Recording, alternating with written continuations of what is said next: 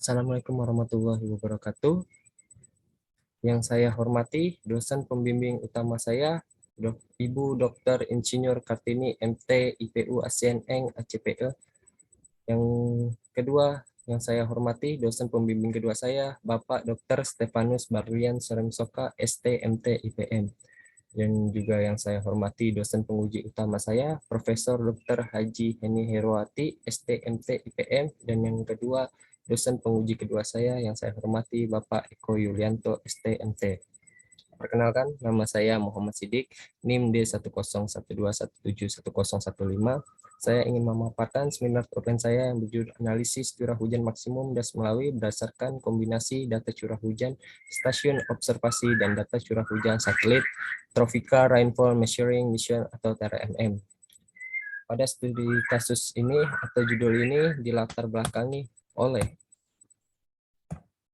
bencana banjir adalah kejadian alam yang terjadi akibat meluapnya air pada sungai karena tidak mampu menampung curah hujan tinggi akibat kurangnya resapan tanah mengakibatkan genangan dalam waktu singkat. Bencana banjir sendiri terjadi karena perubahan iklim yang semakin hari tidak menentu yang menyebabkan sulitnya diprediksi tentang curah hujan yang terjadi dengan intensitas yang tinggi. Sedangkan intensitas yang tinggi sendiri untuk memprediksi tingginya intensitas curah hujan diperlukannya data curah hujan yang diperoleh dari alat penakar curah hujan.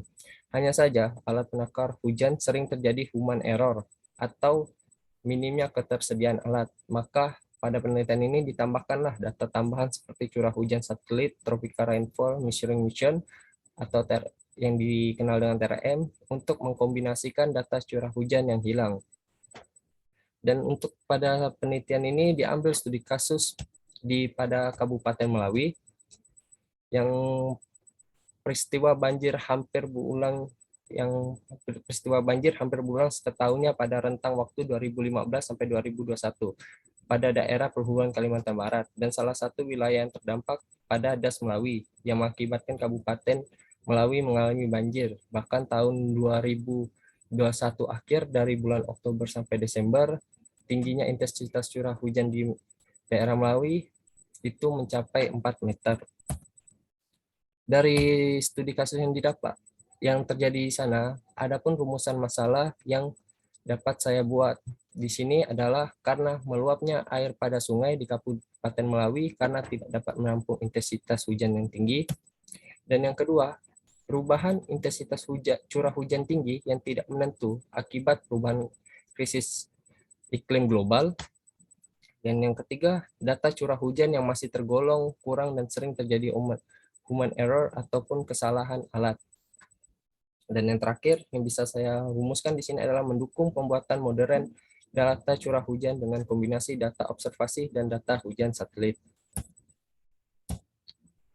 Dan dari rumusan masalah itu kita dapat buat dua pertanyaan. Yang pertama adalah bagaimana kondisi curah hujan maksimum pada DAS Melawi, dan yang kedua adalah bagaimana bentuk kurva IDF Melawi berdasarkan kombinasi data observasi dan data curah hujan TRMM.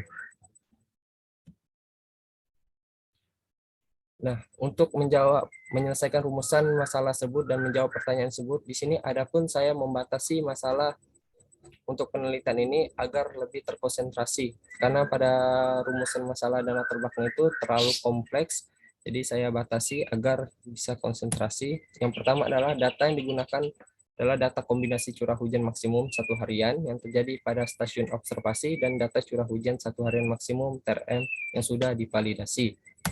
Yang kedua, data curah hujan yang akan digunakan pada penelitian ini adalah data curah hujan stasiun observasi yang diambil dari BMG Susilo, BMG Nanggapino, STG 01 Sintang, STG 02 Nanggas Pau, STG 03 Nanggapino, STG 09 Pemuar, STG 010 Nangga Kemanggai, STG 11 Puruk Budayan, STG 12 Batu Buil, STG 13 Menukung, STG 14 Nangga Tebida, STG 16 Kota Baru, dan data curah hujan satelit TRM yang sudah divalidasi. Jadi total untuk data observasi sendiri ada 12 data dan dikombinasikan dengan data TRMM. Dan yang ketiga, untuk membatasinya, data curah hujan stasiun observasi yang digunakan dari tahun 1982 sampai tahun 2020. dan data curah hujan satelit sendiri TRM dari tahun 1998 sampai tahun 2020. Untuk mode regresi yang digunakan dalam pengujian data TRM digunakan metode linear, dan yang untuk pembuatan analisa yang digunakan untuk memperoleh kurva IDF sendiri berdasarkan data curah hujan satu harian maksimum menggunakan metode Mononobe untuk periode ulang. Dalam tinjauan penelitian ini diharapkan untuk mendapatkan tujuan penelitian ini untuk mendapatkan besaran curah hujan representatif berdasarkan hasil koreksi data curah hujan satelit dengan menggunakan stasiun observasi di Das Melawi. Dan yang kedua, membuat kurva IDF Das Melawi kombinasi berdasarkan curah hujan satu harian maksimum dan data observasi TRM dan TRM. Adapun luaran penelitian ini untuk kemaslahatan masyarakat akan menghasilkan persamaan koreksi curah hujan maksimum satu harian data satelit TRM dan DAS pada Das Melawi yang dapat digunakan sebagai analisis curah hujan. Yang kedua, menghasilkan grafik kurva intensitas duration frekuensi atau IDF yang dapat digunakan dalam menghitung debit banjir rencana sebagai perencanaan infrastruktur pengendalian banjir dan pengelolaan sumber daya air di Das Melawi. Adapun tinjauan pustaka dari penelitian terdahulu, saya mengambil beberapa. Yang pertama dari Riza Aryan Nur dan teman-teman pada tahun 2019 tentang jurnal penelitiannya pemanfaatan data satelit RMM untuk pemetaan zona agrolimat Oldeman, Kalimantan Selatan. Dan pada jurnal itu mendapatkan tujuan menunjukkan penelitiannya memvalidasi data curah hujan observasi dan data hujan satelit sebagai analisis spasial zona agrolimat Oldeman dengan metode validasi dan koreksi curah hujan satelit dengan membagi zona agrolimat Oldeman menggunakan pemetaan ArcGIS dan menghasilkan pembagian zona iklim agrolimat Oldeman yang menjadi 5 zona iklim di wilayah Kalimantan Selatan. Dan yang kedua dari Bapak Stefanus Barlian Sorensoka dan teman-teman pada tahun 2020 dengan jurnal validasi of tropical rainfall measuring mission data in the upper Kapuas River Basin yang dengan tujuan menghasilkan hasil korelasi dan validasi data curah hujan di Das Kapuas bagian hulu. Dengan metode penelitian mengkoreksi data curah hujan observasi BMG Pangsuma dan data hujan TRM di Das Kapuas bagian hulu. Yang menghasilkan persamaan koreksi curah hujan TRMM bagian Kapuas hulu, dan yang kedua mengetahui pola hujan di bagian hulu. Yang ketiga ada dari Erni Mulyandari dan teman-teman pada tahun 2020 dengan judul jurnal penelitiannya validasi curah hujan satelit TRMM dan persian dalam analisis debit banjir rencana di Das Telaga Lebur. Tujuan penelitiannya sendiri untuk memvalidasi data curah hujan satelit TRMM dan mempersiapkan dan menganalisis di debit di Das Telaga Lebur.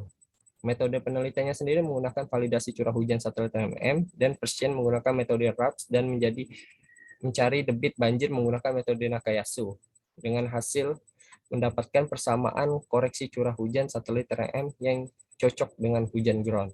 Yang keempat ada dari alumni Untan Abang Edi Gampo pada tahun 2021 dengan judul penelitian penggunaan data hujan TRMM sebagai data masukan analisis ketersediaan air dengan model pengaliragaman hujan menjadi aliran di Das Melawi.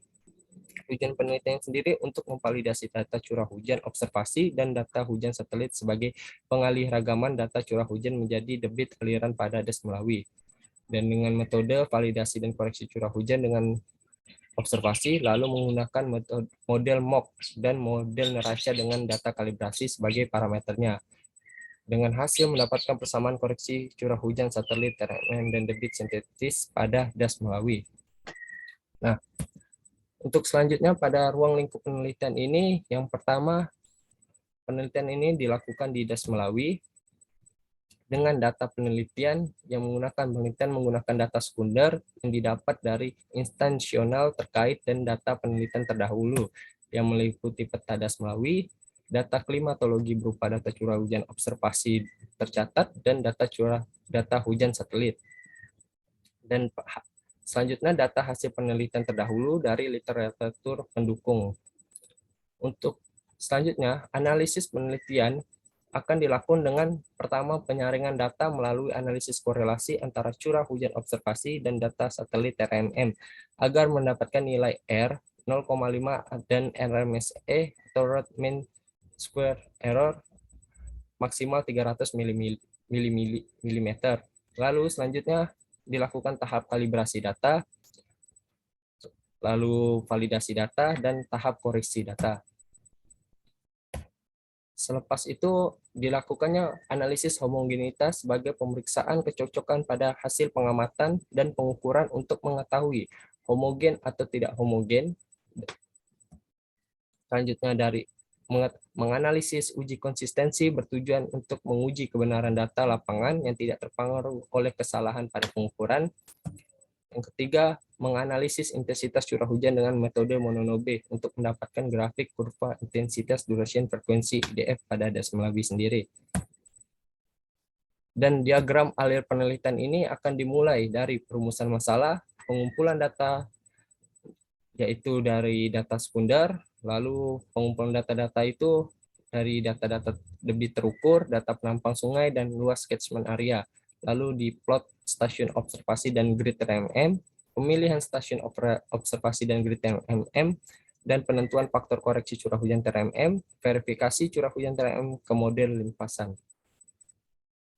Lalu akhirnya pengumpulan penyaring data, curah hujan observasi, dan curah hujan TRMM, membuat kurva IDF, dan kesimpulan dan saran.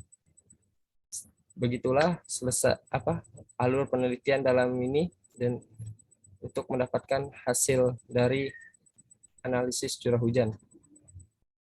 Selebihnya kurang mohon maaf. Assalamualaikum warahmatullahi wabarakatuh.